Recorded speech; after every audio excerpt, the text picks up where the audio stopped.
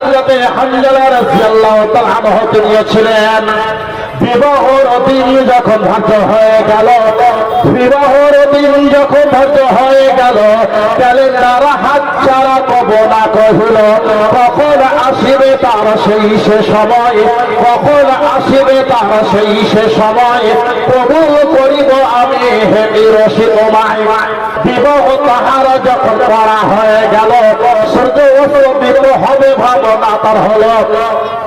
কিভাবে বছর ঘরে আশ্রয় লইব, কিভাবে মিলন বাণী তাহাকে জানাবো। বাসর ঘরেতে তারা যখন যাইল, হঠাৎ রাতের মধ্যে নবী ডাক দিল, ইসলাম নবী যারা আছো মদিনাতে, জলদি করে ছুটে এসো ইসলাম বাঁচাতে। মদিনাকে ঘিরে ফেলিয়াছে কাফেরেরা, উচিত হবে না কারো খানিক দেরি করা। একথা শুনিল যখন হানজালা বীর, ঘর পান গিয়া নিল হতে তোর বীর।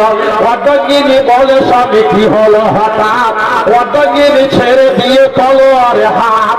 বলিল সে প্রিয় তোমা, শোনলে কি তুমি, ডাক দিয়েছেন নবী কি করিব আমি। অর্ধগিনী বলে স্বামী করিছে মিনতি, বাকি আছে অনেক কথা ও গো প্রাণপতি। বহুদিনের কথা আমি রেখেছি গোপনে, বলতে পারিনি কথা বলো লজ্জার কারণে। হযরত হানজালা স্ত্রী বলছেন, স্বামী গো, আমি একজন মদিনার সুন্দরী রমণী, আপনি একজন মদিনার সুন্দর পুরুষ, সবেমাত্র আপনার সঙ্গে বিয়ে হয়েছে। স্বামী গো, আপনি আল্লাহর নবীর ডাকে সাড়া দেবেন, আমার কোনো আপত্তি নাই, কিন্তু দয়া করে আপনি একটা রাত থেকে যান।